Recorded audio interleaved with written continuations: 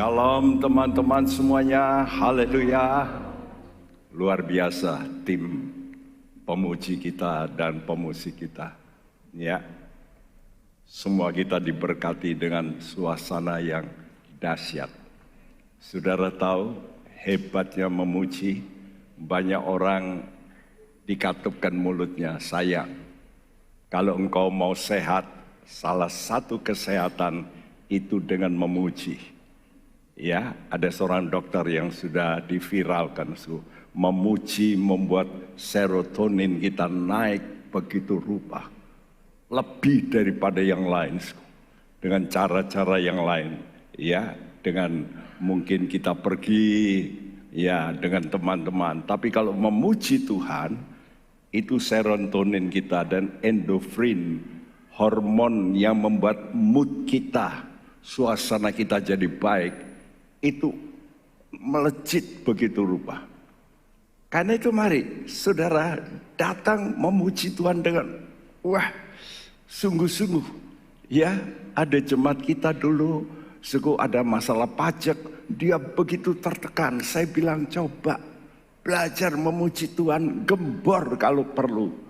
Begitu dia nyanyi, lalu dia berkata, aduh Pak Bekti, saya lepas semua tekanan. Nah, ada kuasa dalam memuji. Ya, karena itu mari datang lebih awal, saudara memuji. Jangan cuma dengar firman Tuhan, Ya, kalau saudara makan tidak ada yang seger-seger, wah, keseretan, orang Jawa berkata. Jadi saudara mesti bersukacita dalam memuji Tuhan. Karena sukacita Tuhan itulah kekuatanmu. Sudah lihat gambar ini? Orang zaman dulu selalu mencari tempat yang tinggi, lalu mereka bangun satu bangunan yang kokoh. Dan istimewa mereka mencari memang gunung-gunung, ya, yang betul-betul bisa memprotek mereka. Lihat ini, rumahnya itu di gunung itu, ya. Ada lubang di situ kecil, nah itu. Lalu di depannya juga dikasih, ya, benteng.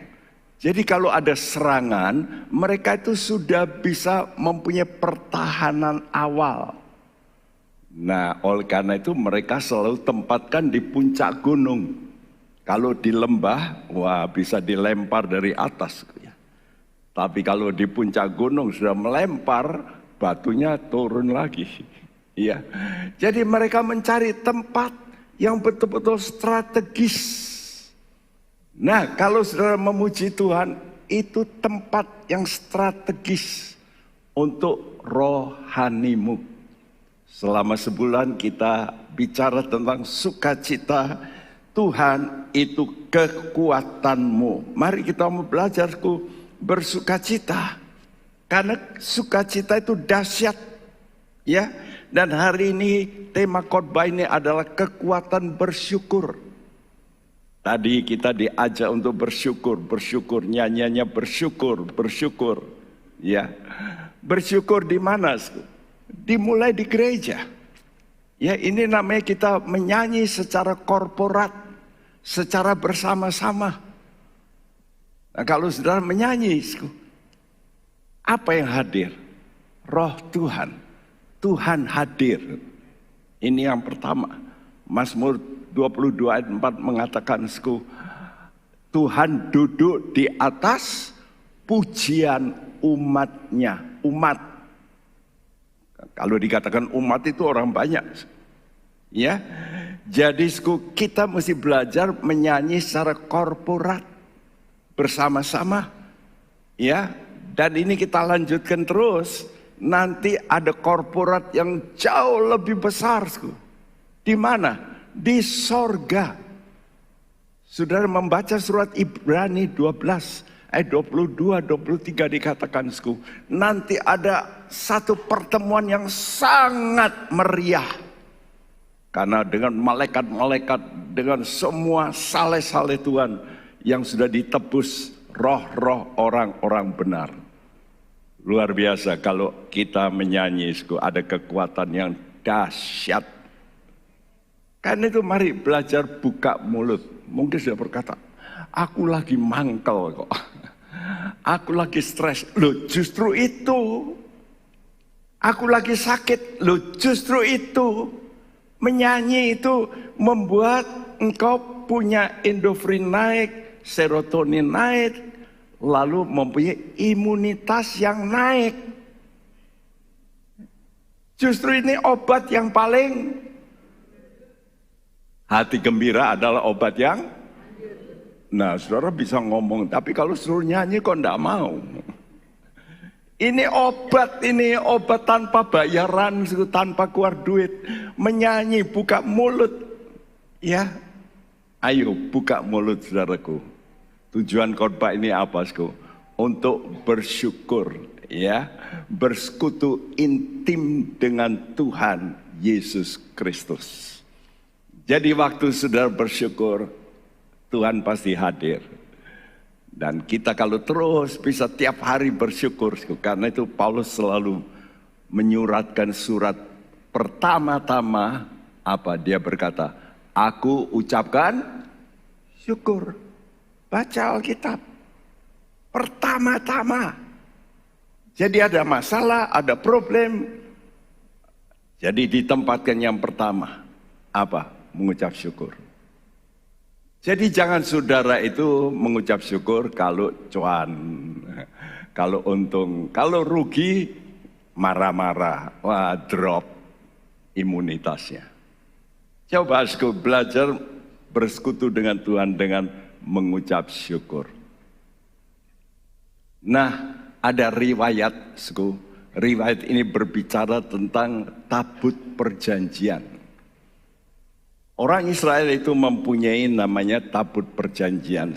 Dalam kemah sembayang itu ada satu alat yang paling sakral, yang paling maha kudus, yaitu disebut peti perjanjian atau tabut perjanjian. Ya, saudaraku, satu waktu mereka ini jatuh dalam dosa, maka tabut ini lalu dirampas oleh orang Filistin.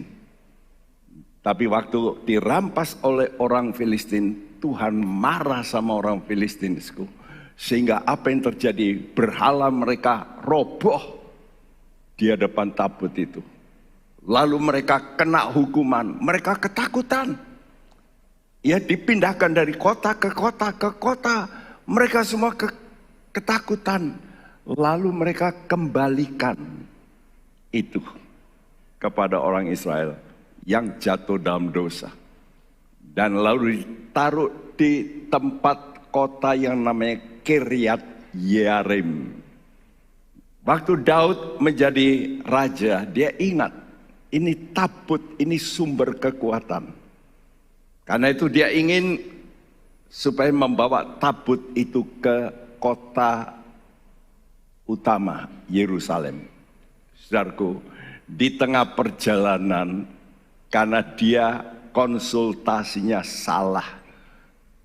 Daud kalau sudah baca dalam 1 Tawarik 13 dikatakan, dia berkonsultasi dengan pemimpin pasukan 1.100 untuk memindahkan itu.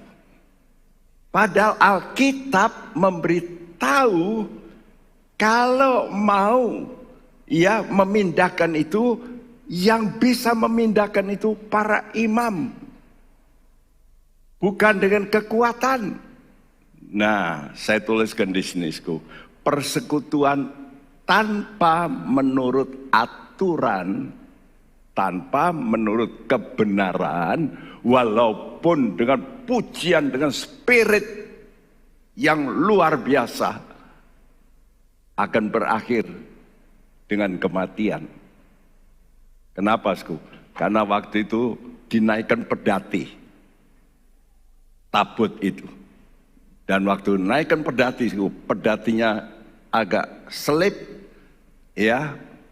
Ini apa itu, sapinya itu terpelecok, lalu mulai goyang. Lalu ada seorang di sini namanya Usa, dia coba memegang tabut itu. Begitu dia memegang langsung disambar, ya Tuhanku, mati dia. Daud kecewa. Kok begini ya? Waduh, Tuhan kok begini? Saudaraku, jadi kita melihat kalau kita mau mengalami kebahagiaan, kita boleh menyanyi, tapi mesti menyanyi dengan hidup yang benar. Jadi jangan saudara hidupmu nggak benar, tapi suka menyanyi. Ya seperti orang-orang dunia, lihat itu, band-band dunia. Hidupnya kacau. Ya betul tidak, bersinar dan sebagainya. Tapi mereka menyanyi. Apa akhirnya? Sudah lihat? Para penyanyi yang nggak benar, itu kebanyakan riwayatnya jelek sekali. Sudah dengar seorang penyanyi gereja, Elvis Presley? Dia itu penyanyi gereja. Suaranya bagus. Satu kali dia nyetir, memang dia sopir. Orang mendengar suaranya, wih, sopir ini suaranya hebat. Ditarik untuk menyanyi, wah melejit naik. Lalu sudah nggak ke gereja lagi. Nah itulah, ya. Luar biasa zamannya saya muda, wah kalau Elvis Presley manggung, waduh luar biasa, ya. Matinya bagaimana, Matinya dia makan narkoba terlalu banyak, mati. Penyanyi yang terkenal sampai dihormati oleh Presiden Amerika, ya barusan 5 tahun yang lalu mungkin. Ya, itu wanita mendapat Grammy Award 400 lebih. Dahsyat. Dia penyanyi gereja. Orang tuanya berkata, jangan menyanyi untuk dunia, kamu nanti lihat. Dan betul, dia nyanyi untuk dunia, melejit naik. Berakhir di mana? Mati di bathtub. Kenapa, narkoba. Lihat, seperti apa yang dialami oleh Usa terjadi untuk mereka. Nah, persekutuan dengan Tuhan harus dengan kebenaran dan kekudusan hidup. Jadi saudara, kita mesti mengoreksi diri kita terus. Kalau hidup ini nanti berbahagia, coba saudara, hidupmu mesti benar, kudus. Karena Tuhan itu Allah yang Maha Kudus. Lalu dengan pengorbanan tubuh ini mikul, di pundak, capek. Ya, saudaraku, artinya bahu ini tanggung jawab. Karena itu di gereja ini ada pendoa-pendoa yang bertanggung jawab. Suka berdoa, berpuasa. Di belakang layar ini mereka nggak kelihatan. Kalau pengkhotbah, penyanyi kelihatan. Tapi pendoa-pendoa mereka memikul. Nah, saya minta, ayo tambah. Orang-orang semacam ini, yang di belakang layar, tetapi dahsyat, mereka ini pemikul. Ya, dengan penuh tanggung jawab, pengorbanan tubuh. Berdoa, berpuasa itu pengorbanan. Ya. Nah, persekutuan dengan Tuhan itu dalam perjanjian lama digambarkan dengan tabut ini. Ini gambarnya. Tabut ini dibuat dari kayu, sitim, tapi dilapis dengan emas. Di atasnya ada 2 kerub, malaikat begitu ya, yang mengembangkan sayapnya. Ini merupakan simbol, ya, simbol hubungan Allah dengan gereja. Ya, gereja itu seperti peti yang dibawanya. Nah, yang di atas ini, yang ada malaikatnya itu disebut mercy seat, tutup pendamaian. Itu gambaran daripada Yesus yang memberikan dirinya supaya manusia berdamai dengan Allah. Asal manusia itu mau berada di bawah Yesus. Tunduk, taat. Nah ini kuncinya. Ini namanya benar. Jadi kalau saudara mau hubungan dengan Kristus, dengan Tuhan, hidupmu mesti tunduk. Jangan melawan pada Tuhan, tapi tunduk. Ya. Dan waktu Usa mati, Daud sedih. Lalu dia taruh tidak langsung ke Yerusalem karena dia kecewa. Ditaruh dalam sebuah rumah dari orang yang bernama Obed Edom. 3 bulan. Apa yang terjadi? Waktu ditaruh di rumah Obed Edom, Alkitab mengatakan Tuhan memberkati seisi rumah Obed Edom dan segala yang ada padanya oleh karena tabut Allah itu diberkati. Seorang jemaat kita di Jepara, ya, waktu itu dia mulai ke Semarang karena punya rumah di Semarang, anak-anaknya juga di Semarang sekolah. Dia mulai ke gereja kita di Seteran. Dia berkata, Pak Bekti, bisa enggak melayani di Jepara? Saya datang tiap minggu hari Senin. Jadi minggu dia kebaktian, Senin saya dijemput ke rumahnya.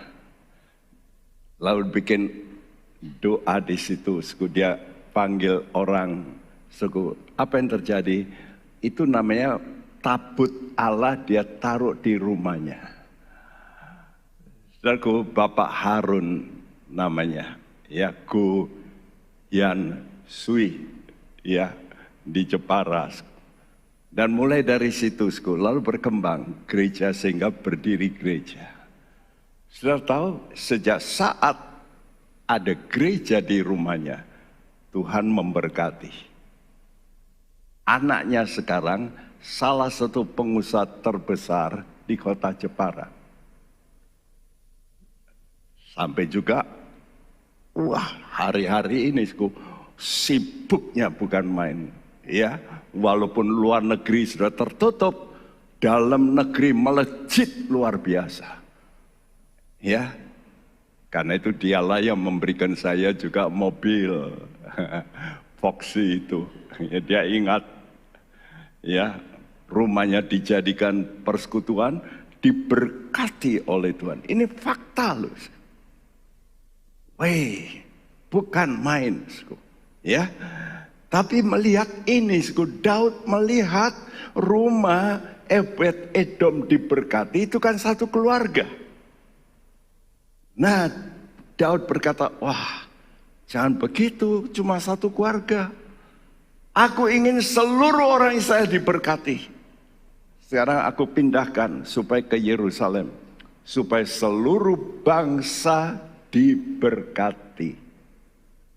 Nah, kalau saudara menjadi anak Tuhan, saudara sudah diberkati, ya.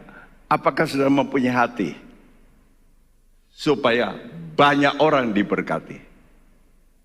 Nah, ini bedanya orang yang kalau egois, ya saya sudah diberkati, ya sudah, puji Tuhan. Tapi Daud tidak. Loh, aku melihat diberkati. Sekarang aku mau supaya tabut ini dibawa ke ibu kota, supaya seluruh bangsa diberkati. Nah, itu pikiran yang indah. Karena itu kalau saudara mempunyai keinginan untuk bersekutu dengan Tuhan, saudara pasti nanti sukacitamu itu sempurna. 1 Yohanes 1 ayat 3 dan 4. Apa yang telah kami lihat dan yang telah kami dengar itu, kami beritakan kepada kamu juga, supaya kamu pun beroleh persekutuan dengan kami. Dan persekutuan kami adalah persekutuan dengan Bapa dan dengan anaknya Yesus Kristus. Dan semuanya ini kami tuliskan kepada kamu, supaya sukacita kami menjadi sempurna. Ya, supaya sukacita kami menjadi sempurna. Jadi saudara boleh mempunyai sukacita, tapi terus tingkatkan sukacitamu sehingga sampai full, ya, the fullness of joy, gitu. Sukacita yang penuh. Nah, ini kita harus alami. Ya, kalau sudah menyanyi pasti bersukacita, tapi kan belum sukacita penuh. Nanti ada masalah, terganggu lagi. Karena itu saudara mesti mempunyai persekutuan dengan Yesus Kristus. Saya kasih highlight di situ, Kristus. Kristus itu artinya yang diurapi. Nah, itu artinya persekutuanmu harus menyentuh namanya Roh Kudus yang akan mengurapi engkau.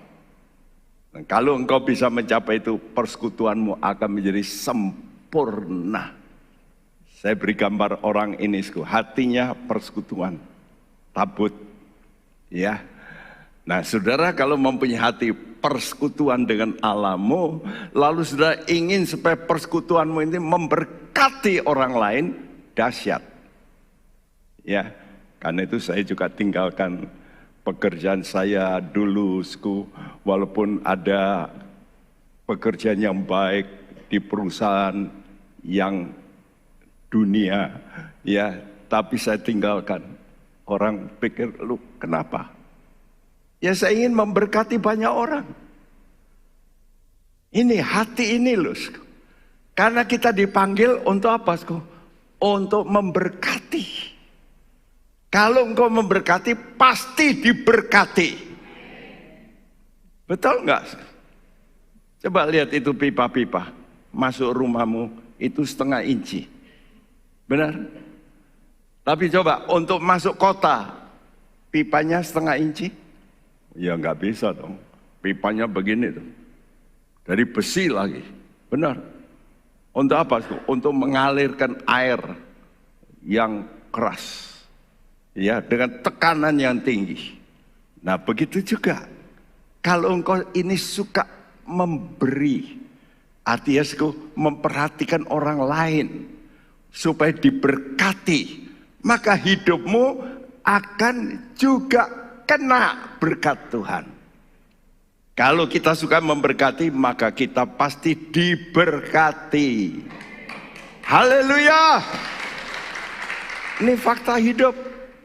Karena itu mari kita melihat dalam 1 Tawarin 16. Nanti sudah catat di rumah, segera dibaca ulang pasal ini. Ya, pasal 16, apa yang terjadi? Yang pertama yaitu ada satu keinginan, datanglah kerajaanmu. Kita diajar oleh Tuhan kalau berdoa jangan lupa, Bapa kami yang di sorga, dikuduskanlah namamu. Ya, lalu apa, ya, datanglah kerajaanmu. Nah, kalau kita mau datang kerajaan, tapi nggak ada rajanya, mana bisa? Karena itu dalam 1 Tawarin 16 ayat 11 berbunyi, carilah Tuhan dan kekuatannya, carilah wajahnya selalu. Nah, ini penting. Kalau ibadah itu sudah cari apa? Ayat ini berkata, carilah Tuhan. Carilah apa? Wajahnya. Banyak orang ke gereja cari apanya Tuhan? Dompetnya Tuhan. Supaya diberkati dengan berkat jasmani. Bukan. Cari apa? Wajah Tuhan. Artinya saudara mesti bisa bersekutu dengan Tuhan itu. Waduh, ya, face to face. Muka dengan muka. Itu persekutuan. Nah, kalau sudah mempunyai persekutuan begitu, maka dia itu raja. Maka pasti datanglah kerajaannya. Karena itu 1 Tawarin 16 ayat 7 berbunyi, kemudian pada hari itu juga maka Daud untuk pertama kali menyuruh Asaf dan saudara-saudara sepuaknya menyanyikan syukur bagi Tuhan. Iya, kata-kata ini saya perhatikan dengan baik, mulai dengan ayat 7 itu ada satu kata-kata penting, kemudian. Nah, kata kemudian itu setelah tabut dibawa masuk ke kemah. lalu diadakan korban, ya, artinya hubungan dengan Tuhan itu mesti dengan korban, seperti Keluaran 20 ayat 24 ini, ya, di mana ada korban maka terjadi persekutuan. Tuhan kata kalau kamu mau korban, aku akan datang. Jadi kalau kita ibadah itu mesti korban. Korban waktu, korban ke gereja, betul enggak? Saudara ke gereja, saudara mesti siap-siap, naik ojek, naik mobil, keluar bensin, lalu nyanyi, ya, saudara korban, ya. Kalau orang itu berkorban, barulah terjadi persekutuan. Ada orang-orang yang ingin mendekati seorang wanita yang cantik, tapi dia pelit, tidak mau korban. Wah, wanita yang berkata, moh jadi suamiku. Tiap kali makan bersama, kok nunggu-nunggu kok tidak dibayari, aku yang bayar. Waduh. Ada wanita yang mau kawin dengan orang yang begitu, pasti sudah gak jadi aja. Betul tidak, Sku? Kalau mau mendekat pada Tuhan kita itu mesti korban.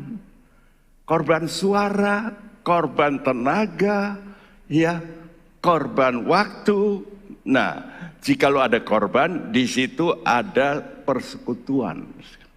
Tapi mesti mempunyai kerinduan, tujuan kita ini bersekutu, maka dikatakan pada hari itu juga. Kita mesti mempunyai pikiran untuk memberkati banyak orang. Itu kuncinya. Ya, kalau sudah mempunyai pikiran untuk memberkati banyak orang, Tuhan hadir. Dikatakan pada hari itu juga, untuk pertama kali. Waktu saya baca ini, jadi sejak mulai ada persekutuan itu, lalu mulai dikembangkan terus persekutuan itu dengan dijaga. Dengan apa, Sku? Dengan menyanyikan nyanyian syukur. Dari kata aslinya yada. Yada itu artinya menyanyi dengan mengangkat tangan, ya, dengan apa? Dengan pujian, dan juga bersyukur itu bermazmur dengan musik. Karena itu di gereja ada musik. Kalau enggak ada musik itu enggak bisa jos gitu ya. Sangat penting kita memberikan syukur bagi Tuhan. Inilah yang disebut dalam Alkitab pondok Daud. Sebab apa? Sebab Daud membawa pertama kali bukan ke gedung mewah, bukan. Kemana? Ke kemah. Kemah yang dipasang oleh Daud. Dan Tuhan mau hadir dalam kemah. Apa artinya? Kalau hidupmu, hidup kita ini seperti kemah. Alkitab menulis. Artinya nggak punya arti, sebentar kemah saudara akan dibongkar. Tubuhmu ini sebentar akan mati. Itu seperti kemah. Jadi saudara mesti mengerti, Allah itu mau diam dalam kemah tubuhmu. Wow. Karena itu waktu Tuhan hadir, Tuhan lahir di mana, di kandang. Dia mau hadir di tiap hati kita yang mau merendahkan diri. Aku nggak layak, Tuhan. Aku bukan orang yang hebat. Aku punya tubuh yang sebentar akan mati. Aku butuh Tuhan. Apalagi kalau sudah sakit, berat. Biasanya itu doa terbaik. Betul nggak? Saudara kalau waktu sakit, saudara akan berdoa. Aduh Tuhan, hadirlah Tuhan. Kenapa? Karena kita merasa nggak punya harga. Waktu kita merasa tidak punya harga, kita bisa menghargai Tuhan sangat tinggi. Katakan amin. Kalau sudah bisa menghargai Tuhanmu sangat tinggi, maka Tuhan akan memulihkan. Ini yang disebut Tuhan akan memulihkan pondok Daud yang sudah roboh. Kenapa, Karena kesalahan orang Israel, maka apa yang dilakukan oleh Daud ini puji-pujian hilang. Waktu Salomo membuat gedung yang mewah, lama-lama hilang pujian itu. Waktu ada kemah, pujian itu dinaikkan. Karena Daud yang memerintahkan. Ayo terus memuji Tuhan. 24 jam Daud lakukan itu. Dia punya ribuan penyanyi, pemain musik untuk terus memuji Tuhan. Nah, ini kerinduan saya dulu, ya, supaya tim praise and worship itu kalau bisa di gereja 24 jam, wih, menyanyi memuji Tuhan. Masih kerinduan itu masih ada dalam saya, ya, supaya terjadi terobosan. Kenapa, Karena di sini dalam Amos 9 ayat 11 sampai 12 berbunyi, pada hari itu aku akan mendirikan kembali pondok Daud yang telah roboh. Aku akan menutup pecahan dindingnya dan akan mendirikan kembali reruntuhannya. Aku akan membangunnya kembali seperti di zaman dahulu kala, supaya mereka menguasai sisa-sisa bangsa Edom dan segala bangsa yang kusebut milikku. Demikianlah firman Tuhan yang melakukan hal ini. Ya, aku akan kembali mendirikan pondok Daud supaya, nah ini, maksud pujian itu supaya mereka menguasai apa, Edom. Edom itu saudaranya Yakob. Gambaran dalam hidup kita ini, ada Yakob, ada Esau. Esau itu Edom. Dalam diri kita ini ada rohani, ada jasmani. Ada yang baik, tapi ada keinginan yang jahat. Betul nggak? Ya, ada orang baik-baik, tapi ingin mengambil istrinya orang lain. Nah, itu kan jahat. Itu Edom. Nah, bagaimana saudara bisa menguasai itu loh? Ya, hal-hal yang jahat dalam dirimu, keinginan daging itu namanya nafsu. Nafsu ngambil kekayaan orang lain. Kalau bisa cuannya orang lain diambil. Sekarang kan banyak begitu, membajak. Nah itu nafsu itu bisa nggak engkau kuasai. Dengan apa? Dengan sehubungan dengan Tuhan. Nanti Tuhan yang memberikan kekuatan untuk engkau menguasai. Karena itu Tuhan kita itu Yesus, dia mau hadir. Tiap kali saudara memuji Tuhan, Tuhan itu mau hadir. Ya, ini buktinya, dalam Ibrani 2 ayat 11 dan 12 dikatakan, sebab ia yang menguduskan dan mereka yang dikuduskan, mereka semua berasal dari satu. Itulah sebabnya ia tidak malu menyebut mereka saudara. Katanya, aku akan memberitakan namamu kepada saudara-saudaraku dan memuji-muji engkau di tengah-tengah jemaat. Siapa yang ngomong ini? Yesus. Aku akan memberitakan, ya melalui Pak Bekti sekarang. Tapi bukan hanya itu, aku mau memuji Bapak di sorga bersama siapa? Jemaat.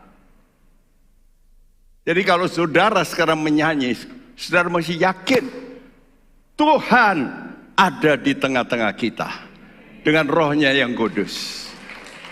Untuk apa? Untuk memuji. Bayangin. Karena itu kalau saudara memuji dengan baik, terjadi kelepasan. Penyakitmu bisa sembuh sendiri. Tanpa panggil, wah pembicara hebat. No, Tuhanmu hebat. Tuhanmu dahsyat.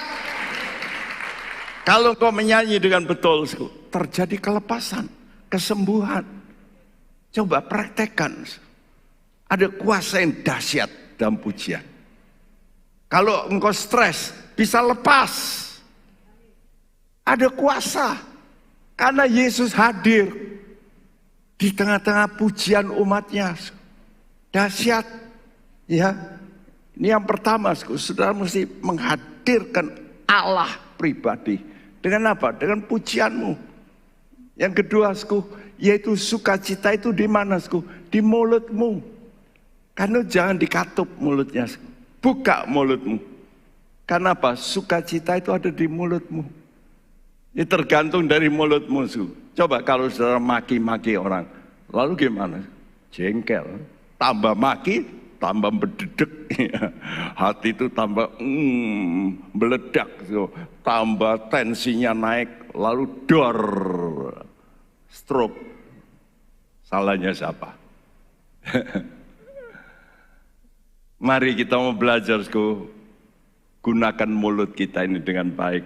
1 Tawarikh 16 ayat 8-10, saudara baca sini, tidak perlu saya bacakan, saya tulis yang putih-putih ini. Bersyukurlah, panggillah namanya, perkenalkanlah, bernyanyilah, bermazmurlah, percakapkanlah,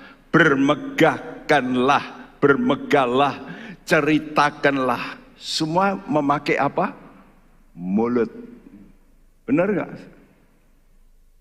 Jadi mulut saudara ini powerful. Ya, kata-kata saudara ini menentukan hidup rohani Anda. Ya, ucapan saudara kalau engkau lakukan dengan iman, mempermuliakan siapa? Tuhan sebagai Raja. Raja yang bagaimana? Maha kuasa. Karena itu kata Tuhan, apa yang kamu ucapkan di hadapanku, aku akan lakukan kepadamu. Saya ulangi, apa yang kamu ucapkan di hadapanku, akan aku lakukan kepadamu. Amin. Itu kata-kata Tuhan dalam Bilangan 14. Apa yang kamu ucapkan di hadapanku, aku lakukan. Kalau kamu banyak bersyukur, maka aku beri sukacita kepadamu. Karena itu sudah perlu berkata-kata istimewa secara yang disebut profetis. Artinya sudah mengucap kata-kata untuk ke depan. Ya, 1 Tawarikh 16 ayat 31-33. Biarlah langit bersukacita dan bumi bersorak-sorak. Biarlah orang berkata di antara bangsa-bangsa, Tuhan itu Raja, sebab ia datang untuk menghakimi bumi. Nah, saudaraku, jadi kata-kata kita mesti berkata, Tuhan itu Raja, Tuhan itu Raja, Tuhan itu Raja. Kenapa? Raja ini akan datang menghakimi. Khususnya kalau saudara ada masalah, problem dengan orang lain, engkau digaduk, engkau macam dibully. Jangan membalas. Engkau berkata, aku punya Tuhan Raja, Ia Maha Kuasa, dan Dia yang akan menyelesaikan. Engkau gak perlu balas, Tuhan yang nanti akan melaksanakan. Amin. Kalau engkau balas, terjadi apa? Balas-balesan, betul? Tapi kalau saudara serahkan pada hakim, Tuhan yang akan membereskan. Ini namanya rahasia ibadah. 1 Timotius 3:16. Great is the mystery of godliness. Agunglah rahasia ibadah kita. Aneh ya, cuma ngomong aja kok terjadi. Bisa, amin. Dengan ucapan-ucapan iman akan terjadi. Ini dahsyat. Karena itu mari banyak bersyukur. Lalu yang terakhir, sukacita itu ada di mana? Di pikiranmu. Ya. Jadi sukacita yang pertama itu dengan kehadiran Tuhan. Sukacita kedua di mulutmu. Sukacita ketiga itu di pikiranmu. Ya, bagaimana pikiranmu? Benci, ingat, yang lama-lama, jengkel, terus diputar kasetnya di pikiran saudara. Iku lo orang iku lo dulu jengkel kan saya. Wih, itu ada dendam aku. Apalagi Pak Bekti itu dulu, waduh, wah sudah. Begitu saya berdiri saudara, Pak Bekti yang khotbah lagi. Pasti nyinggung saya. Saya harap tidak ada. Ya, tapi saudara berkata, saya mau belajar mengingat-ingat bukan yang lain, tapi ingat perbuatannya. 1 Tawarin 16 ayat 12 sampai 18. Ingatlah perbuatan-perbuatan ajaib yang dilakukannya, mujizat-mujizatnya dan penghukuman-penghukuman yang diucapkannya. Hai anak cucu Israel hambanya, hai anak-anak Yakub, orang-orang pilihannya. Dialah Tuhan Allah kita, di seluruh bumi berlaku penghukumannya. Ingatlah selalu perjanjiannya akan firman yang diperintahkannya kepada 1000 angkatan, yang diikatnya dengan Abraham dan akan sumpahnya kepada Ishak, diadakannya bagi Yakub menjadi ketetapan, bagi Israel menjadi perjanjian kekal. Firman-Nya, luar biasa. Terus. Kepadamu akan kuberi tanah Kanaan sebagai milik pusaka yang ditentukan bagimu. Iya, ingatlah, ingatan. Lalu ayat ini diakhiri dengan kepadamu akan kuberikan tanah Kanaan. Warisan. Kalau kamu ingat janji-janjiku, terakhir aku akan berikan warisan kepadamu. Dahsyatku, ingatlah. Jadi pikiran kita ini menentukan, ya. Jadi saya beri gambar di sini, ingatlah. Di mana kita ingat, Kalau kita mau ingat apa janji-janji Tuhan di mana, Di sini, di Alkitab ini. Kita baca, oh ya, saya ingat apa perbuatan ajaib. Saya masih ingat waktu gedung gereja ini bisa berdiri di tanah yang Tuhan sudah siapkan untuk gereja Bethel Tabernakel Kristus Alfa Omega. Saya dulu beri nama itu. Terus cari tempat. Setelah di Tanah Mas, cari tempat yang lebih besar, dapat tanah ini. Apa yang terjadi? Ajaibnya gimana? Diketemukan meriam-meriam yang begitu banyak. Sampai diberikan pada pemerintah meriam itu. Satu meriam, begitu ketemu, orang datang menawar 6 juta saat itu. Padahal pasti lebih, karena satu meriam itu 4 ton besi itu. Dan nilai sejarah, tapi nggak boleh dijual ya.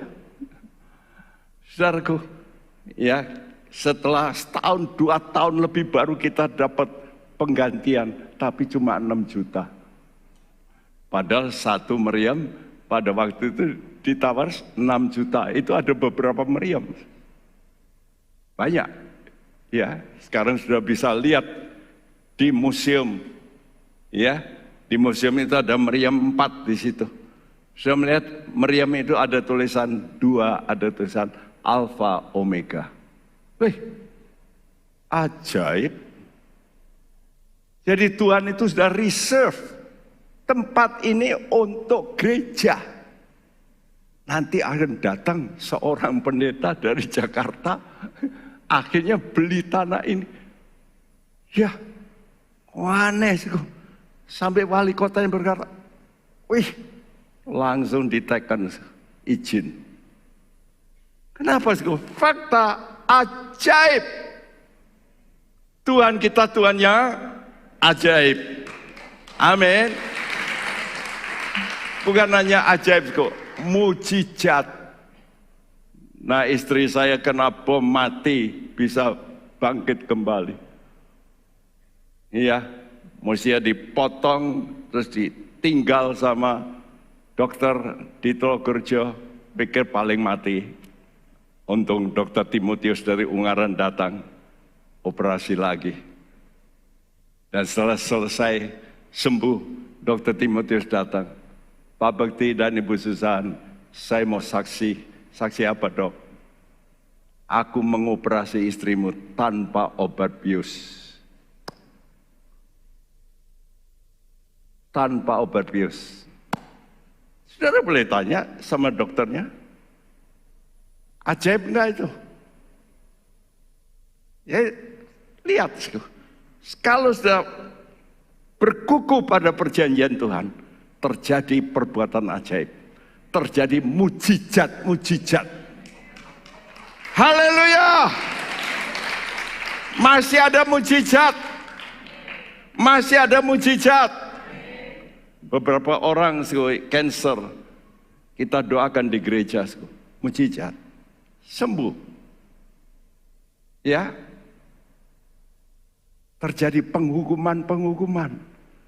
Wah, ini yang menakutkan. Jadi kalau orang salah kepadamu, dia nggak benar, Tuhan turun tangan. Saya sudah melihat orang-orang yang mengacaukan gereja, Tuhan cut, mati muda. Karena itu kita percaya dalam Tuhan ada kuasa yang melindungi kita, menjaga kita, dan berakhir dengan apa? Warisan. Haleluya. Karena itu sebagai penutup, resume ya diiktisarkan begitu. Apa dari semua itu? Apa yang harus kita lakukan? Kekuatan sukacita dialami via ini. 1 Tawarin 16 ayat 29. Ini kuncinya. Sama-sama bacakan. 2, 3. Berilah kepada Tuhan kemuliaan namanya, bawalah persembahan dan masuklah menghadap Dia, sujudlah menyembah kepada Tuhan dengan berhiaskan kekudusan. Ya, semua apa yang dikasih poin-poin 3 itu dilakukan dalam resume ini, iktisar ini. Kalau sudah tiap hari mau menyembah Tuhan, sujud berhiaskan kekudusan. Jadi hidupmu mesti kudus, memuji Tuhan, terjadi apa yang Tuhan janjikan ini. Amin. Dia besar, Dia raja di atas segala raja.